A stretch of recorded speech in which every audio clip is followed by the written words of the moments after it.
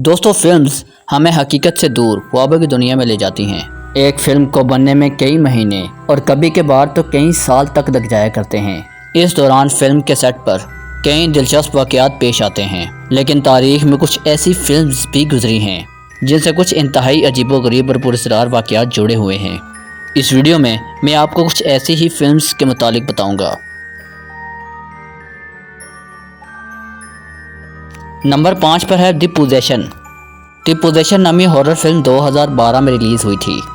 ये एक ऐसी लड़की की कहानी थी जो अपने बाप के साथ एक पुराने सामान की शॉप पर जाती है और वहाँ से एक एंटीक लकड़ी का बॉक्स खरीदती है। फिल्म में दिखाया गया है कि इस बॉक्स में एक शैतान छुपा हुआ होता है जो इस लड़की को अपने कब्ज़े में कर लेता है और ये लड़की पोजेस्ड हो जाती है। इस शैतान का नाम डिबक बताया गया है। दोस्तों, दिलचस्प बात यह है कि दरअसल एक ऐसा ही बॉक्स मौजूद है जिसका नाम डिबक है। कहा जाता है कि इस बॉक्स को जिसने अपने पास रखा उसके साथ कुछ न कुछ बुरा ज़रूर हुआ और ये फिल्म इसी बॉक्स के ऊपर बनाई गई है। ये डिबक बॉक्स एक म्यूज़ियम के मालिक जेसन एक्सटन के पास था। द पोजेशन नामी फिल्म की शूटिंग 2011 में शुरू हुई तो जेसन एक्सटन ने फिल्म के डायरेक्टर को पेशकश की कि वो फिल्म में इसी असल बॉक्स को इस्तेमाल करे, लेकिन फिल्म के डायरेक्टर ने यह कहकर इनकार कर दिया कि वो इस बॉक्स से शदीद खौफज़दा है। बहरहाल फिल्म की शूटिंग जब शुरू हुई तो अजीबोगरीब वाक़यात का एक सिलसिला शुरू हो गया। शूटिंग में इस्तेमाल की जाने वाली लाइट्स पहले ही दिन फट गईं। लाइट्स के नीचे फिल्म का डायरेक्टर खड़ा हुआ था जो हादसे में बाल बाल बचा। शूटिंग के दौरान कई दफ़ा लाइट्स खुद ब खुद एक्सप्लोड कर जाती। ऐसा क्यों होता था किसी की समझ में नहीं आ रहा था। फिल्म की शूटिंग के दौरान लोगों को सेट पर ऐसा महसूस होता था कि जैसे उनके साथ कोई मौजूद है। लेकिन सबसे ज़्यादा हैरत अंगेज़ वाक़या फिल्म की शूटिंग ख़त्म हो जाने के बाद पेश आया। द पोजीशन की शूटिंग ख़त्म होने के 5 दिन के बाद कनाडा के शहर वैंकूवर के एक स्टोरेज हाउस में फिल्म में इस्तेमाल होने वाली तमाम चीज़ें रखी गई थी, जिनमें डिबक बॉक्स का एक डुप्लीकेट बॉक्स भी मौजूद था जो फिल्म में इस्तेमाल किया गया था। स्टोरेज हाउस में पुरस्कार तरीके से आग लग गई और तमाम की तमाम चीज़ें जल गईं।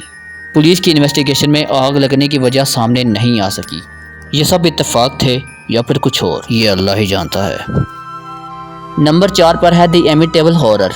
दोस्तों, ये भी एक हॉरर फिल्म है जो सबसे पहले 1979 में बनाई गई थी और फिर उसके बाद 2005 में इसका रीमेक बनाया गया। एमिटेबल हॉरर एक सच्चे वाक़े पर बेस्ड फिल्म थी। यह फिल्म एमिटेबल हाउस की कहानी पर बनाई गई थी। एमिटेबल हाउस को दुनिया के सबसे हॉन्टेड घरों में से एक कहा जाता है। 1974 यानी 1974 में इस घर में एक लड़के ने अपनी पूरी फैमिली को कत्ल कर दिया था, जिसमें उसके माँ बाप, 2 भाई और 2 बहनें शामिल थी। 1975 में जॉर्ज लुट्स नामी आदमी ने यह घर खरीद लिया और अपनी बीवी और 3 बच्चों के साथ इस घर में शिफ्ट हो गया। लेकिन 28 दिन के बाद इन लोगों ने यह घर छोड़ दिया। इनका कहना था कि इस घर में रहना नामुमकिन है और जहाँ कोई अनदेखी मखलूक रहती है। उसके बाद इस घर पर कई किताबें लिखी गईं और कई फिल्म्स भी बनाई गईं। 1979 में द एमिटेबल हॉरर फिल्म की शूटिंग के दौरान भी कुछ ऐसे ही वाक़यात पेश आए। एक्टर जेम्स ब्रोलैन, जो फिल्म की शूटिंग के लिए एमिटेबल हाउस में शिफ्ट हो गया था, फिल्म की स्क्रिप्ट याद करते हुए कई बार बेहोश हो जाया करता था। इसके अलावा रात के 3:15 बजे इसकी आंख खुल जाया करती थी। ये एग्जैक्टली वही वक्त था जब इस घर में उस लड़के ने अपनी फैमिली का कत्ल किया था। दिलचस्प बात यह है कि 2005 में इसी फिल्म का रीमेक बना तो एक्टर रियान रेनॉल्ड्स भी ठीक रात के 3:15 बजे उठ जाया करता था।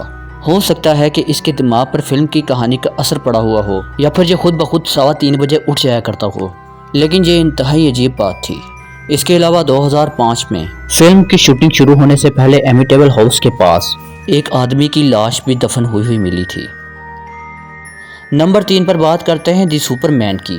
दोस्तों, सुपरमैन के कैरेक्टर और इस पर बनने वाली फिल्म से हम सब वाकिफ़ हैं, लेकिन बहुत कम लोग ये बात जानते हैं कि इस फिल्म के साथ कई लोगों की मौत जुड़ी हुई है। यहाँ तक कि इस फिल्म को मनहूस करार दे दिया गया था। ये वाक़या शुरू होते हैं एक्टर जॉर्ज टीफ की मौत के साथ। जॉर्ज टीफ ने 1952 से 1958 तक सुपरमैन का किरदार टीवी पर प्ले किया था। इस टीवी सीरीज़ का नाम एडवेंचर ऑफ सुपरमैन था। जॉर्ज टीफ की मौत 45 साल की उम्र में गोली लगने से हुई थी। इसको किसने मारा कोई नहीं जानता। इस केस को सुसाइड का नाम दे दिया गया था। 1978 से 1987 तक एक्टर क्रिस्टोफर रीव ने सुपरमैन का किरदार 4 फिल्म्स में प्ले किया, लेकिन 1995 में घोड़े से गिरने की वजह से ये पैरालाइज हो गया और इसकी मौत भी सिर्फ 52 साल की उम्र में हो गई। ली क्वेगली नामी बच्चे ने 1978 में सुपरमैन के बचपन का किरदार प्ले किया था।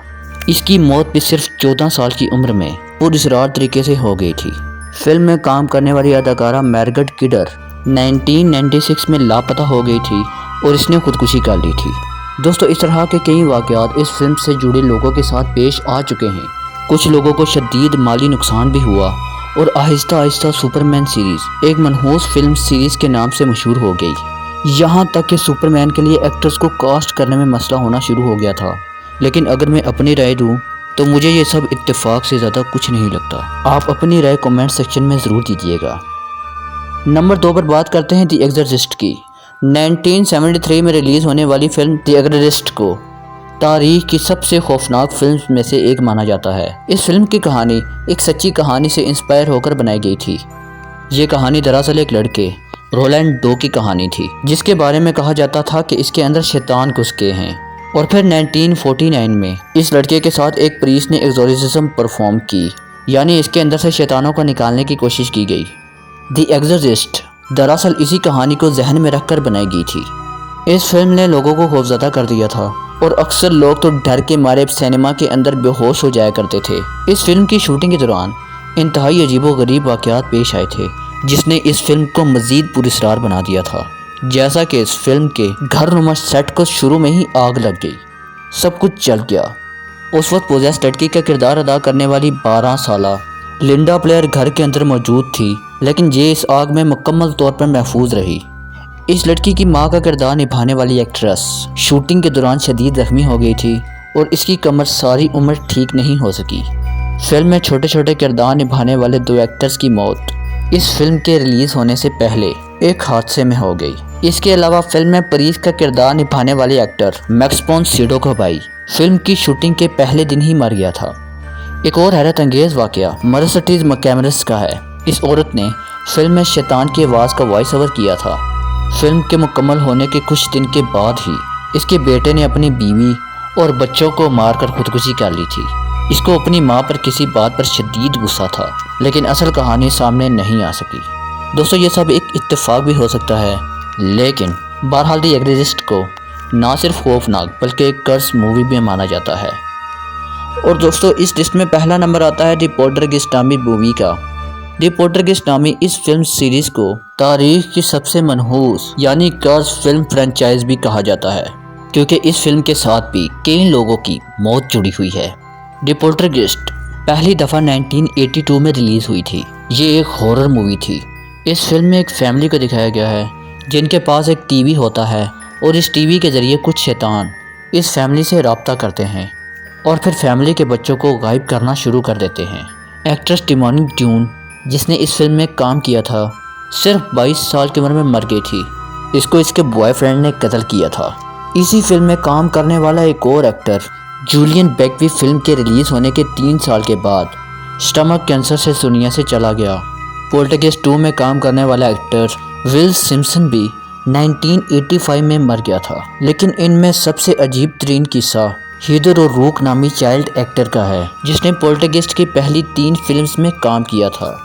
1 फरवरी 1988 को हीदर पोल्टरगेस्ट 3 की शूटिंग के लिए सेट पर मौजूद थी कि अचानक इसके पेट में शदीद दर्द होना शुरू हो गया। इसको फ़ौरन हॉस्पिटल ले जाया गया, लेकिन तब तक इसको दिल का दौरा पड़ गया था और इसकी मौत हॉस्पिटल में हो गई थी। क्योंकि पोल्टरगेस्ट की शूटिंग काफ़ी हद तक मुकम्मल हो चुकी थी, तो इस लड़की की बॉडी डबल के साथ शूटिंग मुकम्मल की गई। पोल्टरगेस्ट आज भी एक कर्स मूवी के नाम से याद की जाती है। दोस्तों, ये तमाम वाक़यात सिर्फ एक इत्तेफाक भी हो सकते हैं, लेकिन बहरहाल ये तमाम मूवीज़ अपने इन्हीं वाक़यात के हवाले से कर्स यानी मनहूस मूवीज़ भी कहलाई जाती हैं। इस मुतालिक आप अपनी राय कमेंट सेक्शन में ज़रूर दीजिएगा। वीडियो को लाइक करना मत भूलिएगा। ऐसी ही मज़ीद इंटरेस्टिंग और मालूमात से भरपूर वीडियोज़ को देखने के लिए इस चैनल को सब्सक्राइब कर दें और साथ बेल आइकन को प्रेस कर दें। अपना बहुत ज़्यादा ख्याल रखें। अल्लाह हाफिज़।